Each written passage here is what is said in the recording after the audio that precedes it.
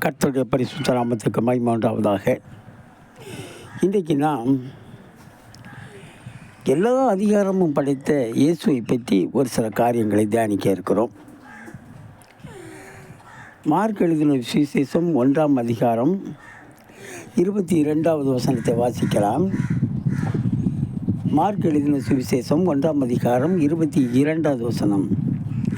அவர் வேதபாரகரை போல போதியாமல் அதிகாரமுடையவராய் அவர்களுக்கு போதித்தபடியினால் அவருடைய போதகத்தை குறித்து ஜனங்கள் ஆச்சரியப்பட்டார்கள் என்று சொல்லப்பட்டிருக்கிறது. அவர் வேதபாரகரை போல சாதாரணமாக பேசாமல் அதிகாரமுள்ளவராய் பேசினார், அதிகாரமுள்ளவராய் பிரசங்கம் பண்ணினார் என்று சொல்லப்பட்டிருக்கிறது. அதனால் ஜனங்கள் எல்லாரும் ஆச்சரியப்பட்டார்கள். ஆச்சரியப்பட்டதும் இல்லாமல் 27ஆம் வசனத்தை வாசிங்க. எல்லோரும் ஆச்சரியப்பட்டு, இது என்ன, இந்த புதிய உபதேசம் எப்படிப்பட்டது, இவர் அதிகாரத்தோடைய அசுத்தாவிகளுக்கு கட்டளை இடுகிறார், அவைகள் இவருக்கு கீழ்ப்படுகிறதே என்று தங்களுக்குள்ளே ஒருவரோடொருவர் சொல்லிக் கொண்டார்கள் என்று சொல்லப்பட்டிருக்கிறது. அதாவது இயேசு அதிகாரமுள்ளவராய் பிரசங்கிப்பதையும் அதிகாரமுள்ளவராய் பிசாசுகளை துரத்துகிறதையும் ஜனங்கள் பார்த்து ஆச்சரியப்பட்டார்கள். வியாதிஸ்தரை சோகமாக்கினார், பேய்களை துரத்தினார், மரித்து போனவர்களை உயிரோடு எழுப்பினார், பலவிதமான அற்புதங்களை அடையாளங்களையும் தேவனாகிய இயேசுதான் மகிமையாய் செய்தார், வல்லமையாய் செய்தார். அவர் மனிதனாய் பூமியிலே வாழ்ந்த காலத்தில் அவருடைய போதனைகளில் அதிகாரம் இருந்தது. அவர் செய்த எல்லா கிரியைகளிலும் அதிகாரம் இருந்தது. மனிதனுடைய பாவங்களை கூட மன்னிக்க அவர் அதிகாரம் பெற்றவராயிருந்தார். ஆனால் இதை குறித்து ஜனங்கள் ஆச்சரியப்பட காரணம் என்னவென்றால், இயேசுவை தங்களோடு இருக்கிற சாதாரண மனிதராகவே ஜனங்கள் நினைத்தார்கள். அவர் தேவகுமாரனாகிய இயேசு என்று அறிவு அவர்களிடத்தில் இல்லாத காரணத்தினாலே அவர் அதிகாரமான வார்த்தைகளை குறித்து ஆச்சரியப்பட்டார்கள். ஆனால் பிசாசுகள் தேவனாகிய இயேசுவை அறிந்திருந்தன. 24ஆம் வசனத்தில் வாசிப்பீர்கள் என்றால், நசரேயனாகிய இயேசுவே, எங்களுக்கு உமக்கு என்ன, எங்களை கெடுக்கவா வந்தீர், உம்மை இன்னார் என்று அறிவேன், நீர் தேவனுடைய பரிசுத்தர் என்று சத்தமிட்டான். அதாவது பிசாசு பிடித்திருந்த மனிதன் சொல்லுகிறான், ஆண்டவரை யார் என்று அறிந்து கொண்டு அவன் சொல்லுகிறான், தேவனுடைய பரிசுத்தர் என்று சத்தமிட்டு சொன்னான். பார்த்தீங்களா, பிசாசுக்கு தெரியுது, ஆனால் ஜனங்களுக்கு தெரியலை. பிசாசு அறிந்திருந்தான். அவரை பற்றியும் அவருடைய அதிகாரத்தை பற்றியும் பிசாசு நன்கு அறிந்திருந்தான், ஆனால் ஜனங்கள் அறியவில்லை. அதனால்தான் அவரை குறித்தும் அவருடைய போதகத்தை குறித்தும் அவரது அதிகாரமாய் பேசுகிறதை குறித்தும் ஆச்சரியப்பட்டார்கள். யோவான் 6:42 நீங்கள் வாசிப்பீர்கள் என்றால், இயேசுவின் உபதேசத்தை கேட்டவர்கள், இவன் யோசேப்பின் குமாரனாகிய இயேசு அல்லவா, இவனுடைய தகப்பனையும் தாயையும் அறிந்திருக்கிறோமே, அப்படி இருக்க நான் வானத்திலிருந்து இறங்கி வந்தேன் என்று இவன் எப்படி சொல்லுகிறான் என்றார்கள். பார்த்தீங்களா, அவர்கள் அவரை தேவகுமாரன் என்றும் வானத்திலிருந்து இறங்கி வந்த தேவ மகன் என்றும் அவர்கள் விசுவாசிக்கவில்லை, நம்பவில்லை. அதனால்தான் அவர்கள் இயேசுவின் அதிகாரமான போதனை குறித்து ஆச்சரியப்பட்டார்கள். இந்த அதிகாரம் அவருக்கு எப்படி வந்தது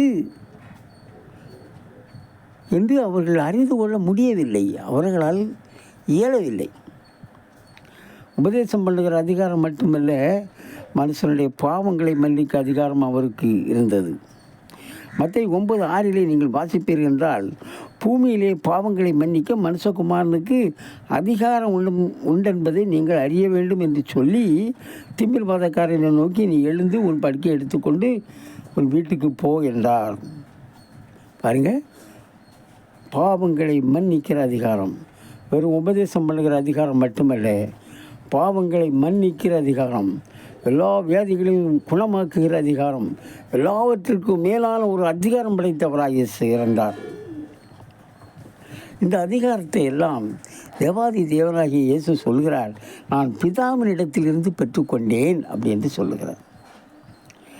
யோவான் 10:18 நீங்கள் வாசிப்பீர்கள் என்றால், ஒருவனும் அதை என்னிடத்திலிருந்து எடுத்துக்கொள்ள மாட்டான்.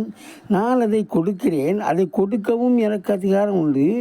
அதை மறுபடியும் எடுத்துக்கொள்ளவும் எனக்கு அதிகாரம் உண்டு. இந்த கட்டளையை பிதாவினிடத்தில் பெற்றுக்கொண்டேன் என்றார். பார்த்தீங்களா? இந்த அதிகாரங்களெல்லாம் யாரிடத்திலிருந்து பெற்றுக்கொண்டாராம்? தேவாதி தேவனாகிய பிதாவின் இடத்திலிருந்து பெற்றுக்கொண்டேன். அந்த அதிகாரத்தை நான் ஒருத்தருக்கு கொடுக்கவும் முடியும், அதை திரும்ப வாங்கிக் கொள்ளவும் எனக்கு அதிகாரம் இருக்கிறது என்று சொல்லுகிறார். இன்னொரு வசனத்தை பார்க்கலாம். அன்றியும் பிதாவை நாம் கனம் பண்ணுகிறது போல எல்லோரும் குமாரனையும் பிதாவானவர் தாமே ஒருவருக்கும் நியாயத்தீர்ப்பு செய்யும் அதிகாரம் முழுவதையும் குமாரனுக்கு ஒப்பு கொடுத்திருக்கிறார் என்று வாசிக்கிறோம். அன்றியும் பிதாவை கனம் பண்ணுகிறது போல எல்லோரும் குமாரனையும் கனம் பண்ணும்படிக்கு பிதாவானவர் தாமே ஒருவருக்கும் நியாயத்தீர்ப்பு செய்யும் அதிகாரம் முழுவதையும் குமாரனுக்கு ஒப்பு கொடுத்திருக்கிறார் என்று வாசிக்கிறோம். அதாவது பிதா நியாய தீர்ப்பு செய்யாமல் அந்த நியாய தீர்ப்பு செய்கிறதான அந்த அதிகாரத்தை குமாரனுக்கு கொடுத்திருக்கிறார் என்று வாசிக்கிறோம். இன்னும் ஒரு வசனத்தை வாசிக்கலாம். 5:27 யோவான் 5:27 வாசிப்பீர்கள்.